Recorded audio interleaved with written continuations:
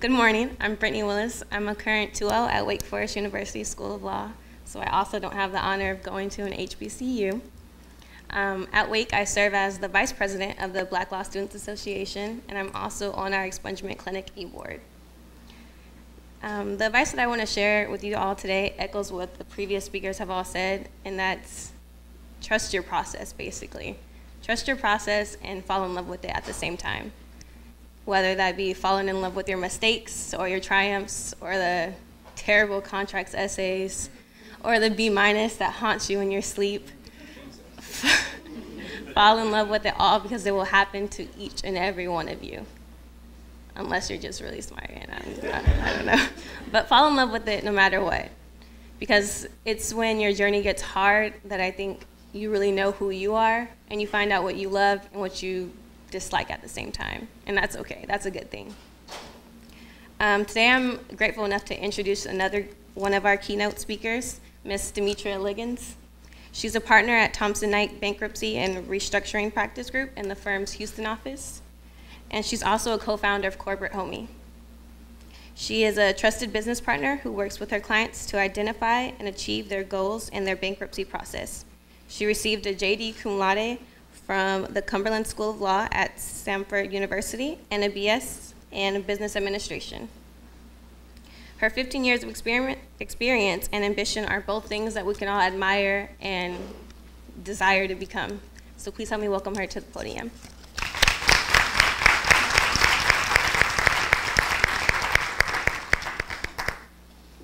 Good morning, good morning, good morning. I would greet you like I do on my podcast, and that is, what up, homies? I want to say thank you to Evangeline Mitchell for having me and Chancellor Martin. I've never been to A&T, but I have an identical twin sister named Demetra. When you're born in the 70s, your name has to end in a vowel. When you're a twin and you're born in the 70s, your name has to rhyme.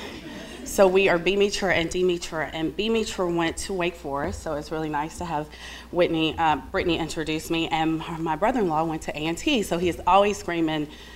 I was waiting on somebody to say Aggie Pride nationwide, because he says that all the time, so I'm super excited, like Red Bull excited to be here to speak to you today. My dad's a pastor. He would say something like, for the time that is ours to share together. Yes. I'd like to talk to you about the topic of staying open.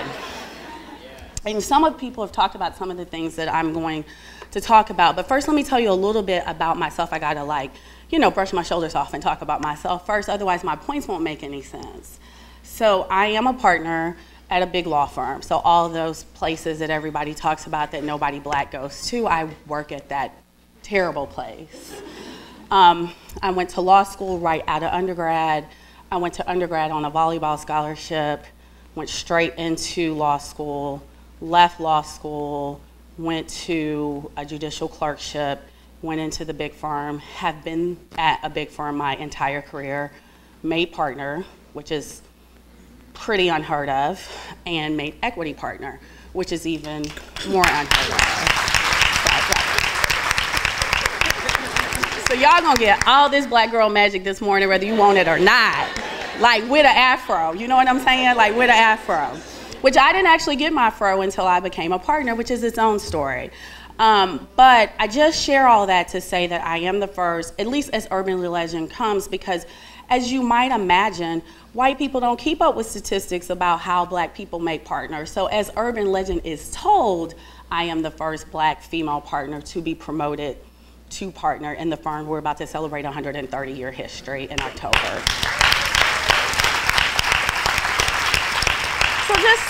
So then you'll like maybe she do know what she's talking about, right? Okay, the podcast is called Corporate Homie. Everybody knows homie is H-O-M-I-E, right? You can't be a homie if you spell it with a Y, right? Okay, so the podcast was started by my twin sister and I. We started it, my sister has her MBA from Wake. I'm a lawyer. We've been in corporate America for, about 20 years, we just look young, we not young, but we've been at this game for a minute, and what we found is that there's a corporate struggle. And so we started a podcast to give people lessons about the things that we learned. We found that there were lots of things that we were talking about with each other that we were struggling with that were the same struggles, even though we worked in different industries. So I do encourage you to listen to the podcast. You can find it on iTunes. You can find it on Stitcher, Google Play, as well as our website. So I'm just going to do points, because like I said, I'm just a preacher's kid, so I'm just going to do points. So my first point, like I said, the topic is you got to stay open. And I know people keep talking about that, but that's the gig. You're not going to make it in law school. You certainly won't make it as a lawyer if you don't stay open. So my first point is be open to the process. So this is what I mean by that. You can be stubborn about your goals, but you got to be flexible about your methods. So my mom and dad tell this story. Every kid has something they want to be when they grow up, right? Like, what do you want to be when you grow up? And they said they asked me what I wanted to be, probably around the age of like 5. And I said I wanted to be a lawyer. And then you came back and they kept asking me what I wanted to be, and I never changed my mind. And they said it was a really weird thing for a kid. Like kids, wanted to be firemen, and then they wanted to be models, and then they wanted to be truck drivers. And I just never changed my mind. I always wanted to be a lawyer, and that never changed all the way through college.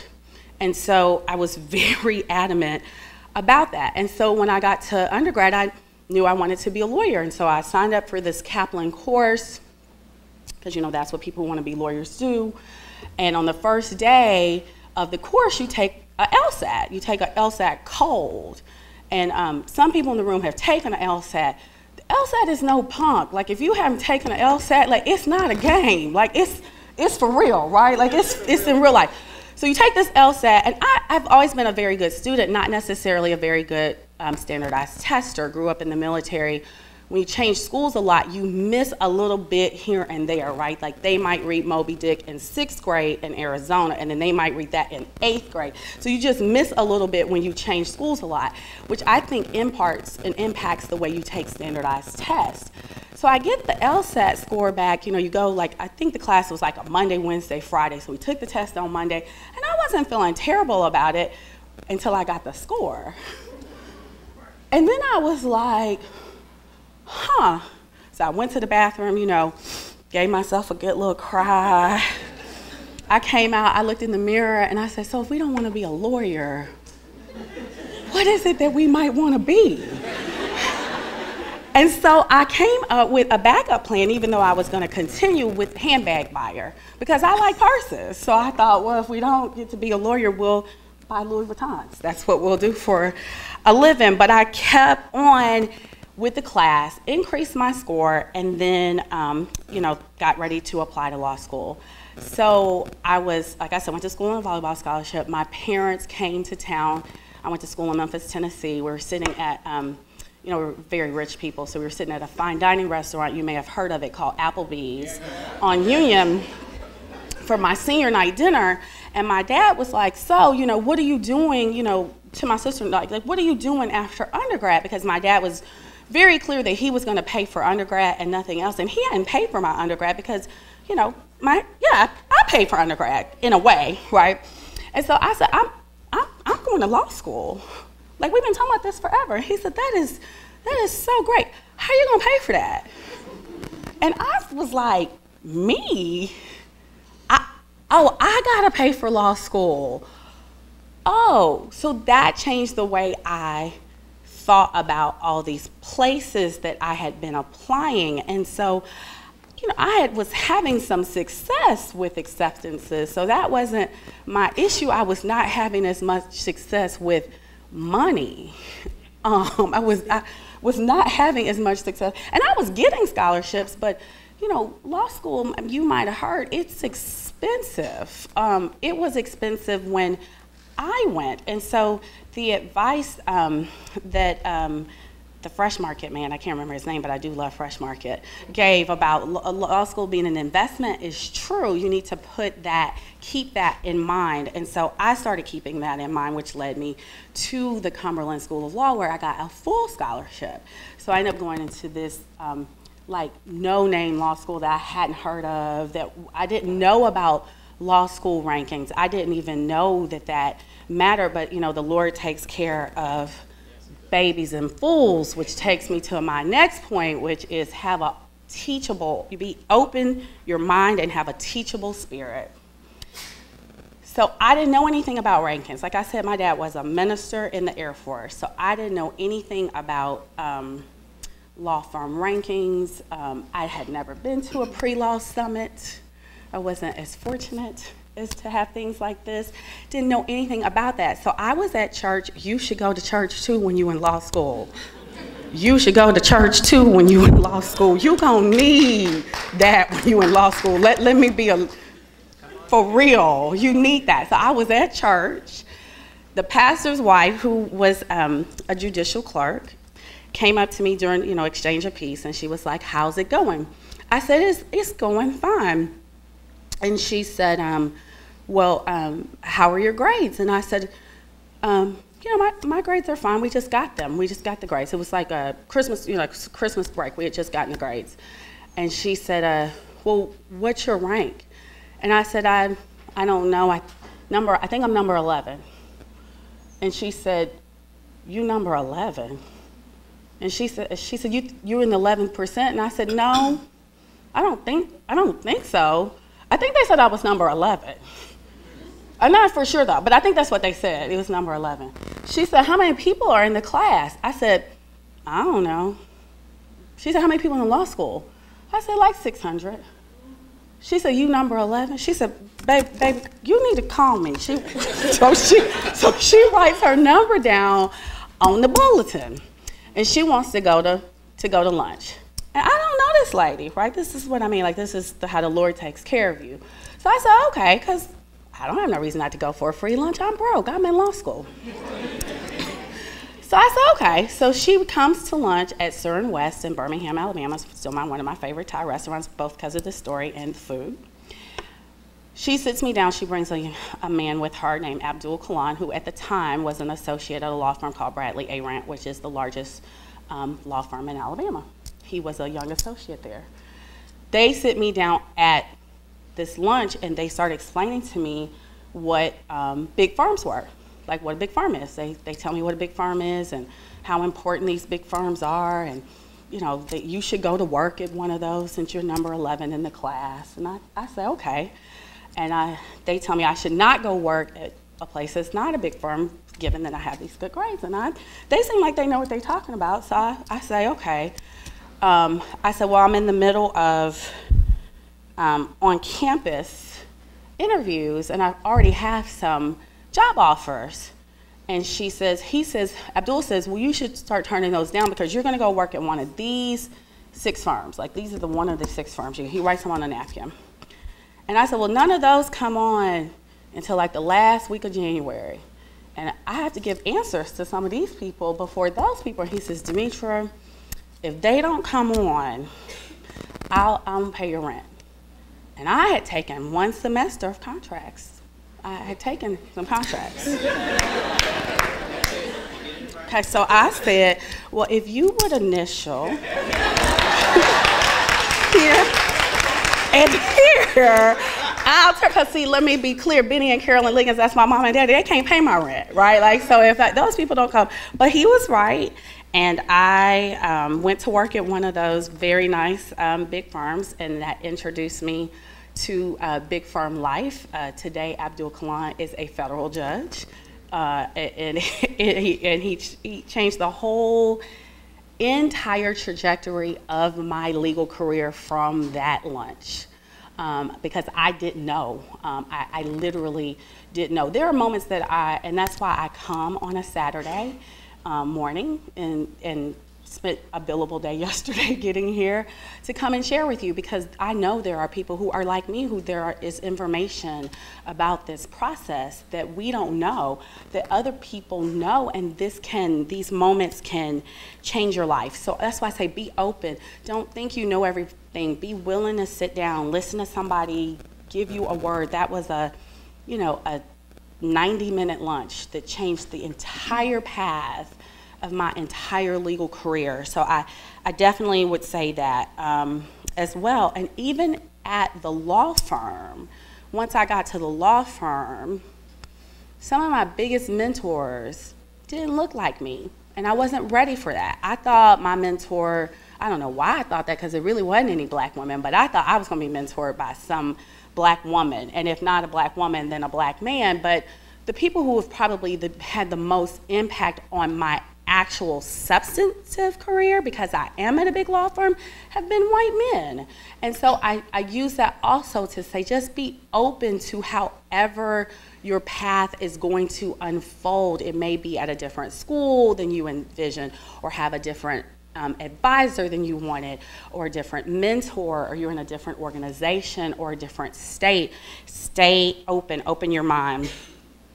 My next point, and this is something I still have to remind myself of to this day, stay open about your why. Don't ever forget why you started. This game will eat you up. People will put their values on you. They will put their why on you. They want to be a lawyer because they want to make a lot of money. They want to be a lawyer because their mother wanted them to be a lawyer. They want to be a lawyer because they wanted to teach. But you wanted to be a lawyer because you wanted to work in your dad's, family law, or you knew a lady who was abused and nobody was able to help her, and that was the catalyst that led you to law. And so, or maybe you wanted to work for the SCLC, or you wanted to go work for the Southern Poverty Law Center, or maybe you did want to, you're kind of a techie person and you wanted to be a part of a startup. But stay true to your own why. Don't let people pull you into their why.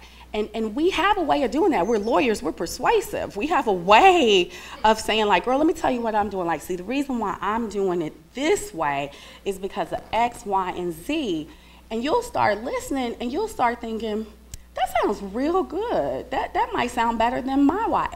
And so it's okay if you change your mind, but don't change your mind because you're just on someone else's path and you've actually forgotten your why. Because when the moments get tough, and the moments get tough, I mean, these students are so right. Like, I'm an old lady. Like I said, I just look young. I can still remember the first question of one of my property exam questions because I ain't know the answer. Like, I can still remember that. I can still, and that's not about being smart. And I always studied and was always prepared and was always thinking about, reading my cases. I will say this too in your process. It also helps with your why because you're going to need to be focused. You're going to need to be disciplined.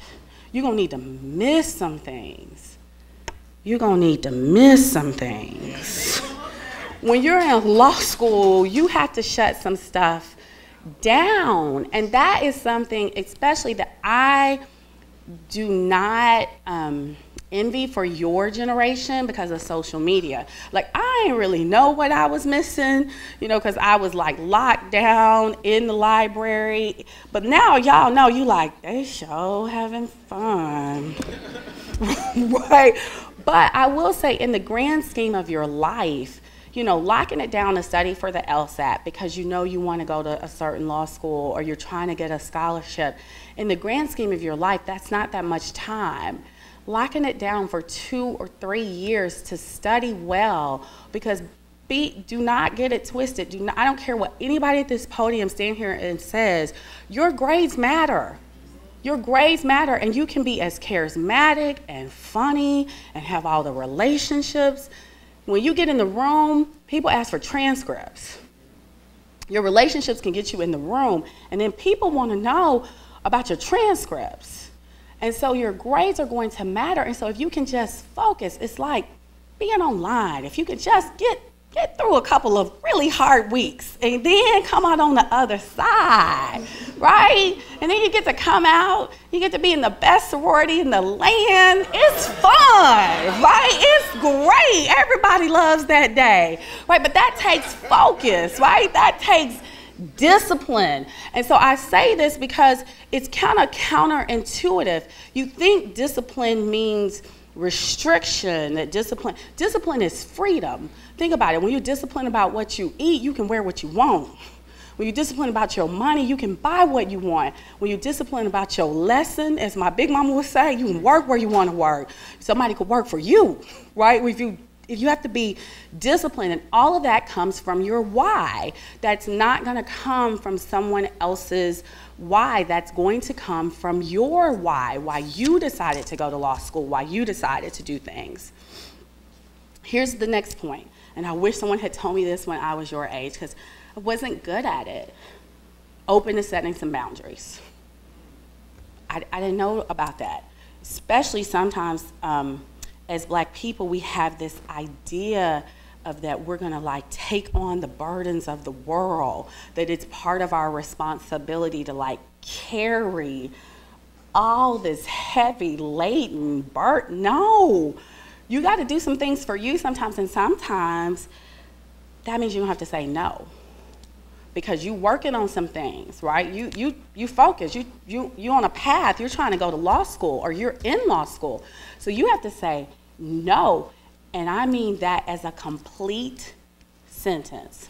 So I'm gonna drop this little word of knowledge, you can have this one for free. No, period. Don't start explaining. The explanation is what makes people try to get you to the yes. Okay, so here's how it goes. People say, hey, can you come and help us throw Princess a baby shower in Durham next weekend, and you know you need to study, and you say no because I've got an exam and I need to study, and I said I was gonna go to the library, and then they say, well, what time are you going to the library? See, they trying to help you get to a yes. Right now they trying to work your schedule out for you. What you should just say is something real nice like this. Oh, girl, you know I love Princess. No, I'm not going to be able to do that, though, unfortunately. And stop talking.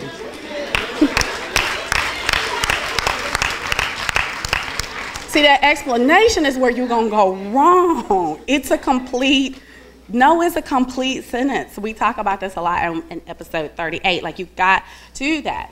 Boundaries, exercise.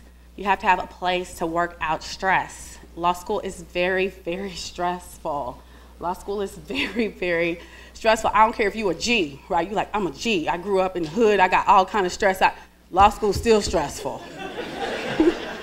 You're gonna need a place to get that stress off. Just, like 30 minutes a day.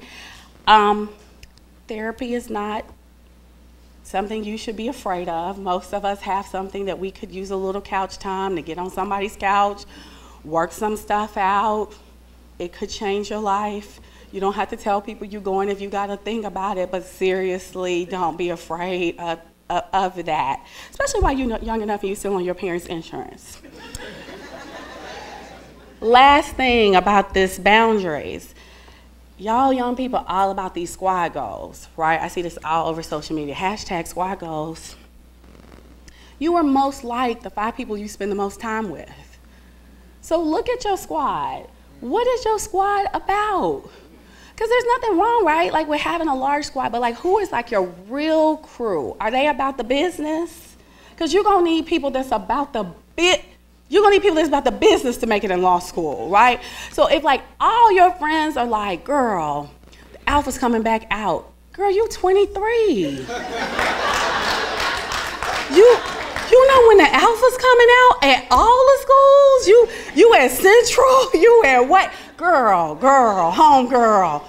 No, that's not gonna be your highest and best use of your time. Tell her to send you the video, right? Live vicariously. Because again, you working on something. You're working on something. You're working on something. And hopefully, you can come back to that at maybe at 25 if you want to go back on the yard and go to the yard show. But think about that. Think about the people that you're surrounding yourself with. How do they spend their time?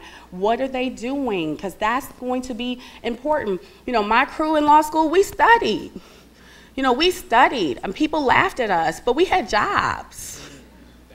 Like when we graduated, we had jobs. And I'm gonna tell you this, it's hard to get a job these days. When I was coming out, it was a buyer's market. It's not. I work at a law firm. I'll give you statistics or like anecdotal evidence. When I was a law student, At my firm, our summer associate class was like 20, 25 students. This past summer, we had 4. It's different.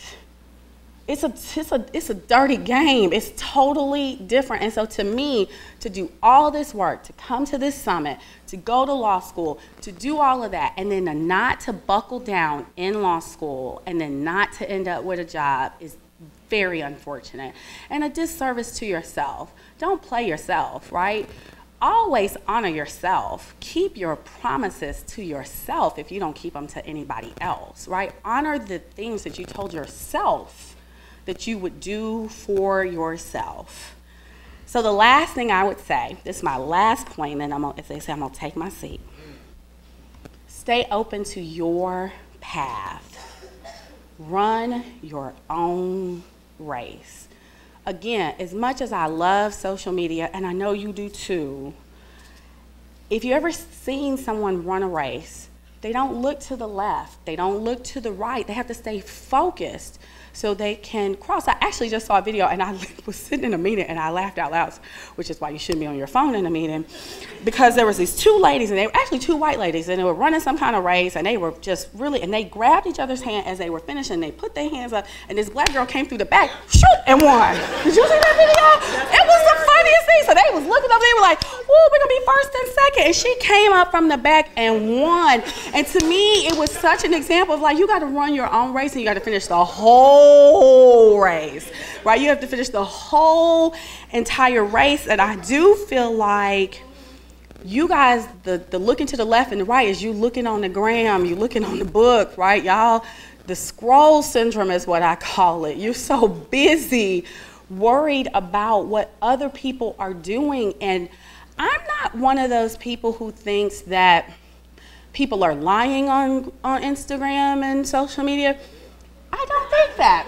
I think it's a curated version of their life. It's curation, right? So it's your best life, right? So today, I'm gonna post today, you know, trust. I'm cute, right? Like, right? Oh no, my name is Demetra Liggins. My name is not, I don't have like Cutie Pie 59. I'm just Demetra. You wanna follow me, you can follow me. My pages are open, please do. Follow Corporate Homie as well. But people post their best life. So I'm gonna do it at my age, because I can't really do your age because I'm too old. So at my age, people's best versions go like this. Woke up this morning, got up, got a workout in, got the kids dressed, had a little family devotional, right? Got on my conference call. Husband sent me flowers for no reason. Boo time, hashtag boo time, right? Right? Hashtag heart healthy, right? Came home, made my family a meal. Everybody's in bed by 10, pouring a glass of wine. Today was a good day. Hashtag ice cube, because we old, right? But tomorrow, you might wake up late. Your daughter might want to wear cowboy boots and a denim scarf, right? And she might want to wear a corduroy dress, and it's 95 degrees. We live in Houston, right? It doesn't work like that. You're not going to post that, right? You and your husband got in an argument because he's like, why you let her wear whatever she want to wear? And you like, well, then you get a dress, right? So you don't post that day. That's why you posted yesterday, because that don't happen every day, because it was a good day, because I'm excited about the day. That's why I shared it with you, right? And if I did share my bad days, if I did share with y'all that I ran hills last Saturday, because I'm not the volleyball athlete that I used to be, and I could barely walk. Like, I could barely walk. Y'all would be like, why is she sharing so much, right? Then you're like, why she tell all her business on social media? Like, you got that one friend that, like, she argues with her husband, and you like, girl, call your line sister. She telling all their business on social media, like, or like, what's wrong with old boy? Like, I don't think him and old girl are good. Did you see his post? Like, we don't want that. We want your best self. We want to feel happy with you. So don't compare your everyday life with someone's curated moments. They are curated moments. So the girl that is posting that she just got into law school, she might have gotten 7 rejections. Right? So that might be the only one she got into. Or the girl that got into 6 places, she didn't get any money, and you got into 2, and one of them you got money. So again, stay away from the scroll syndrome. Stay away from the scroll syndrome and do you. So I'm gonna end with actually Mr. Dunham's words, which are, You belong in law school. Law school is for you. Don't let anybody tell you differently. I don't care when, one of the things I think that always made me, and it's weird to call yourself successful because I'm not sure that I see myself that way, but certainly something that made me persevere is that because no one looked like me, I didn't have the ability to compare, right? There was nobody, and I was thinking about this even this week. The law firm is rolling out some new benefits plan for partners, and I'm always reminded that I'm a party of one. I was like, there's nobody to call to be like, yo, dog, you gonna do this? You gonna put your money in this retirement plan? How much you gonna put in? Do you know what I mean? You kind of isolate it by yourself, but it does teach you to think for yourself, to make good decisions for yourself.